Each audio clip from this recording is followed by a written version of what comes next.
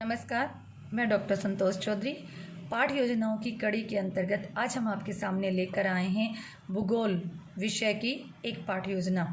यह पाठ योजना बांध प्रकरण को लेकर बनी है। पाठ योजना के प्रथम पेज के ऊपर हमने लिखा है विद्यालय का नाम, दिनांक, विषय, कक्षा, कालांश, समय अवधि।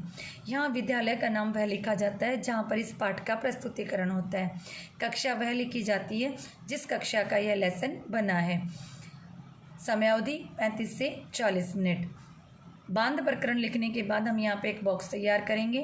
बॉक्स तैयार करने के बाद इसके अंदर हम 3 बॉक्सेज बनाएंगे। क्रम संख्या, विशिष्ट, शिक्षण उद्देश्य, अपेक्षित व्यवहारगत परिवर्तन, जिसके अंतर्गत हम लिखेंगे ज्ञान, अवबोध, ज्ञानोपयोग, कौशल, अभिरुचि, अभिवृत्ति।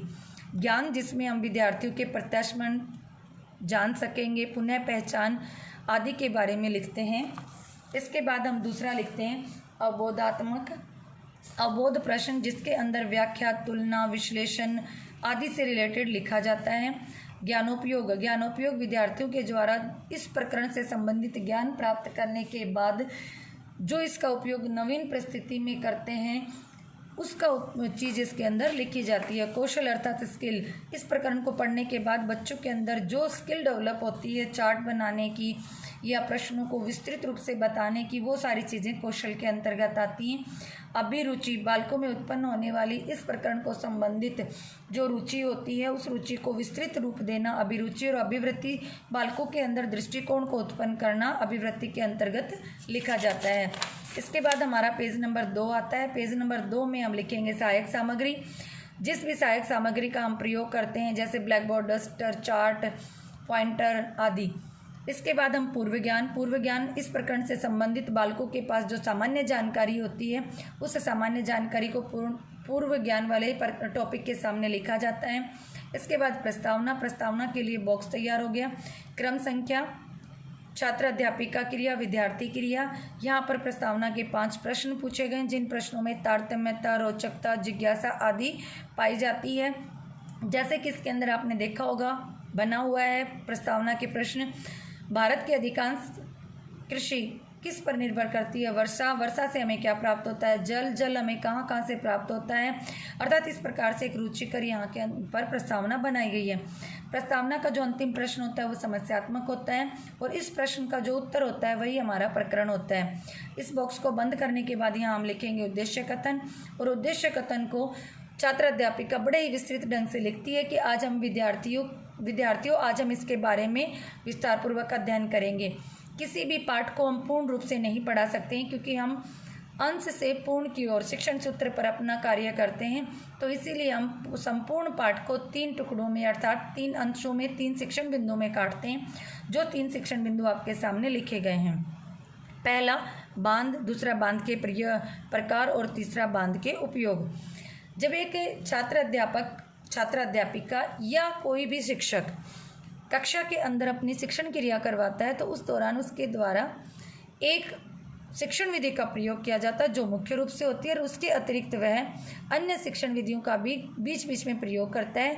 तो उन्हीं शिक्षण विधियों को यहाँ पर लिखा गया है जैसे व्याख्यान, प्रश्नोत्तर, प्रदर्शन आदि विधियाँ। इसके बाद आता है हमारा प्रस्तुतिकरण का पेज। हेडिंग डाली हमने प्रस्तुतिकरण।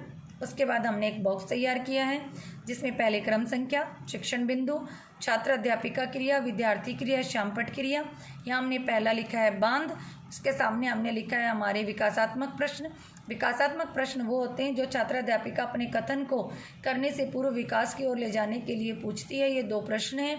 दोनों प्रश्नों में से हमारे एक प्रश्न का उत्तर लिखा गया, दूसरा हमें लगा कि बच्चों को इसका आंसर नहीं आएगा तो हमने उसको निरुत्तर शब्द के रूप में लिखा है। छात्र अध्यापिका जितने प्रस्तुतिकरण में कार्य करती है एक शिक्षण बिंदु में उसका सारांश यहाँ लिखा गया है। विद्यार्थी क्रिया में हमने लिखा है विद्यार्थी ध्यानपूर्वक सुनेंगे। जो हमने श्यामपट्ट पे कार्य किया है उसका महत्वपूर्ण बिंदु को उत्तर पुस्तिका में उतारेंगे।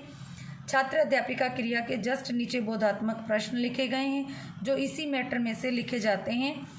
दोनों ही प्रश्नों के उत्तर डाले हैं।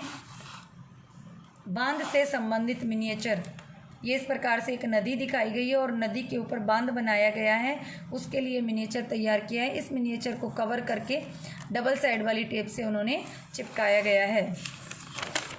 दूसरा शिक्षण बिंदु, जिसमें बांध के प्रकार के बारे में बताया गया है और यहाँ क्रम संख्या, शिक्षण बिंदु, छात्र अध्यापिका क्रिया, विद्यार्थी क्रिया और शामपट क्रिया।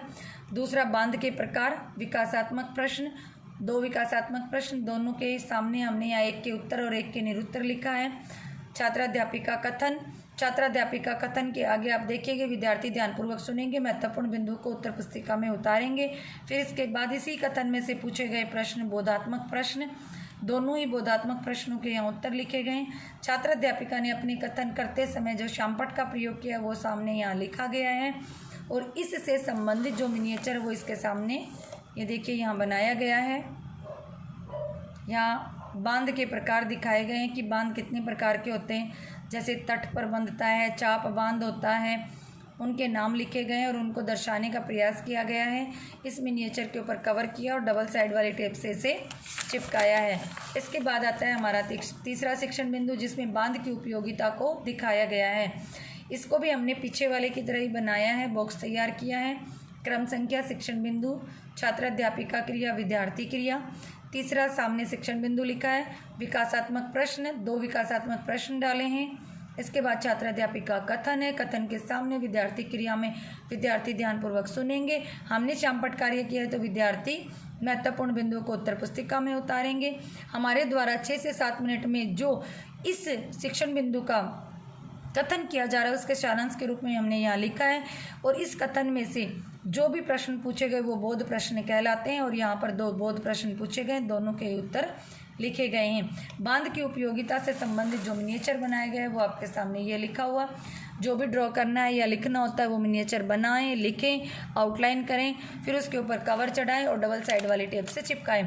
ज़रूरी नहीं है कि आप यही मिनिएचर बनाएं, आप यहाँ से सहायता ले सकते हैं, लेकिन आप अपनी क्रिएटिविटी लगाते हुए अपने मिनिएचर और भी अधिक सुंदर और पाठ योजना को और भी अच्छा आकर्षक बना सकते हैं।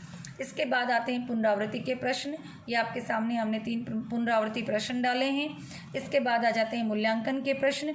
मूल्यांकन के प्रश्नों में विविधता पाई जाती है। इसका जो पहला प्रश्न होता है वो एबेसद अर्थात वस्तुनिष्ठ होता है।